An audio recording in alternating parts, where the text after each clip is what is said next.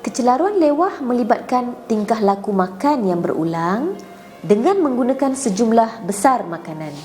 Dalam masa yang singkat, episod makan lewah ini dikaitkan dengan makan lebih cepat daripada biasa, makan sehingga rasa kenyang yang tidak selesa, makan makanan dalam jumlah yang banyak walaupun perut tidak memberi isyarat lapar, dan rasa jijik dengan diri sendiri atau tertekan selepas itu.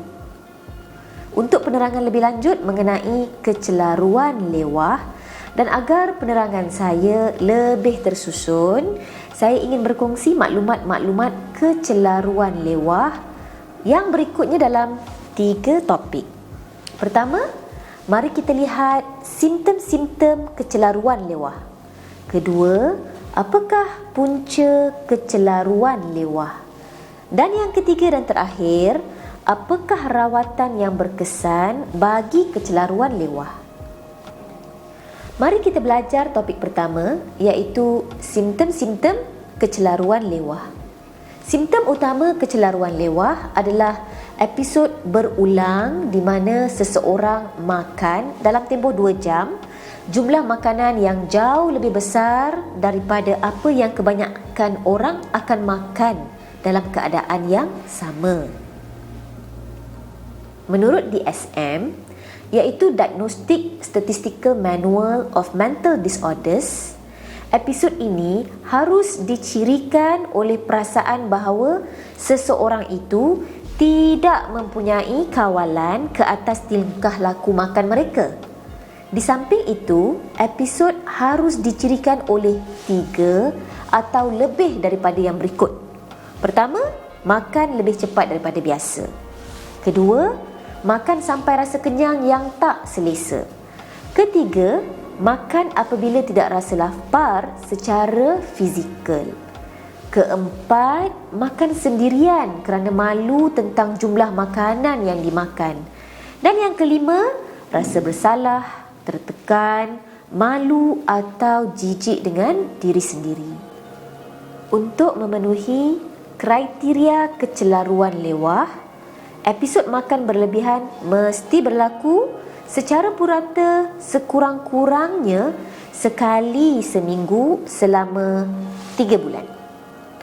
Diagnosis boleh dikategorikan sebagai ringan, sederhana, teruk atau melampau berdasarkan bilangan episod makan berlebihan setiap minggu.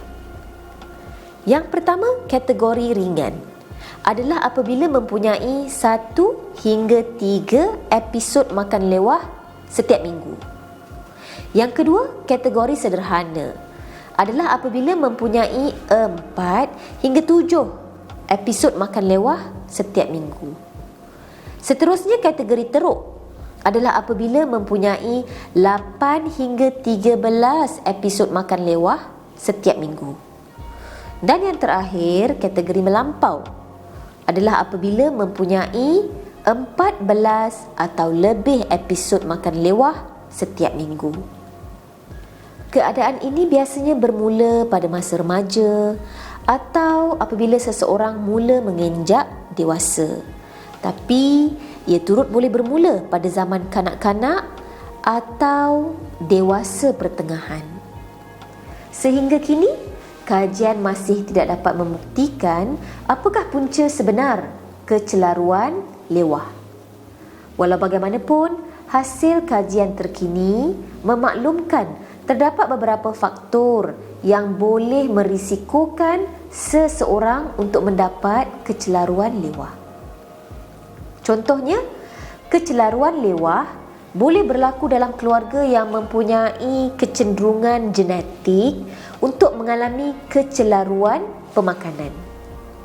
Di samping itu, keasyikan keluarga terhadap makanan atau tumpuan yang lebih kepada berat badan turut merisikokan seseorang terhadap kecelaruan lewah.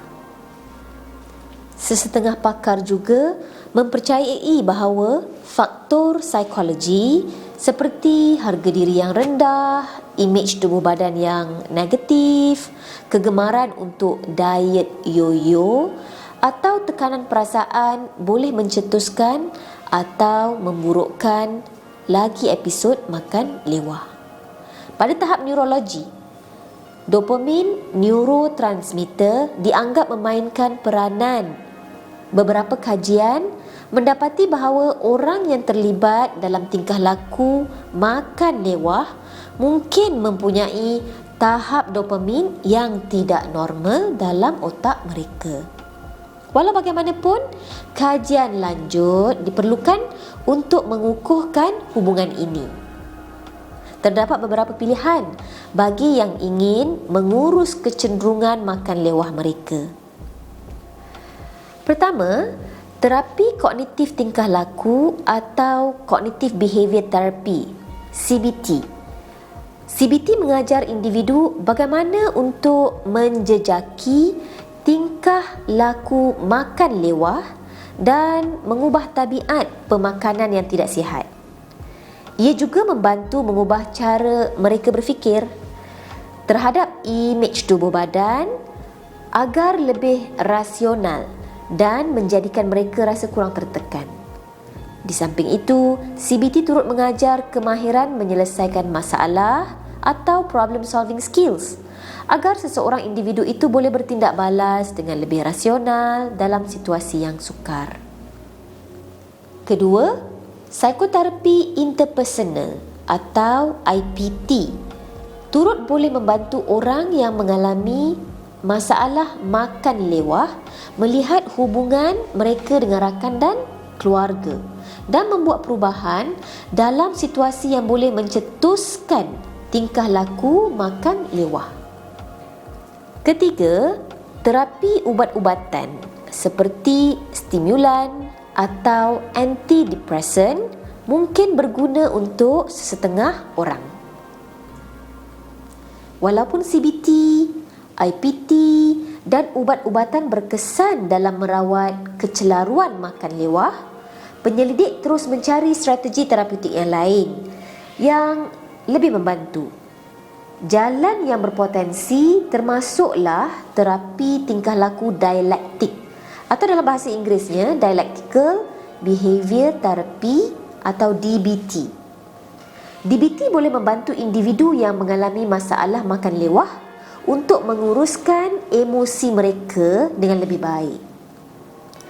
Senaman yang digunakan secara bersendirian atau digabungkan dengan terapi kognitif tingkah laku CBT dan strategi bantu diri iaitu self-help dengan menggunakan buku bantuan diri, video dan kumpulan sokongan yang berkaitan telah membantu sesetengah orang mengawal makan lewah mereka.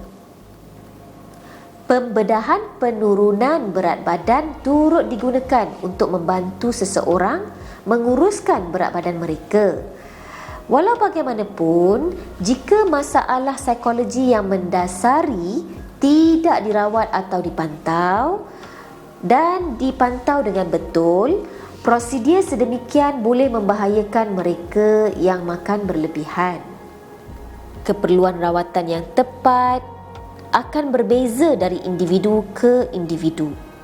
Jadi, adalah sangat penting bagi sesiapa yang bergelut dengan kecelaruan lewah untuk mendapatkan nasihat daripada pakar kesihatan dan pakar psikologi yang boleh dipercayai dalam membantu merawat masalah kecelaruan lewah.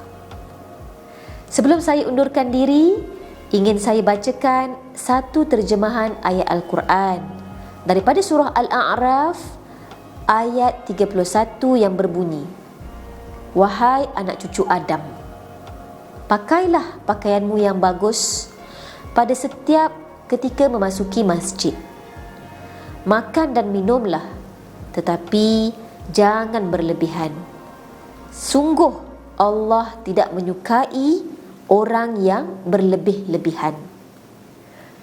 Dengan ini, saya mencadangkan agar kita semua belajar-belajar ilmu menguruskan fikiran, emosi dan tingkah laku makan kita, agar kita tidak termasuk dalam golongan orang yang berlebih-lebihan dan tidak disukai oleh pencipta kita.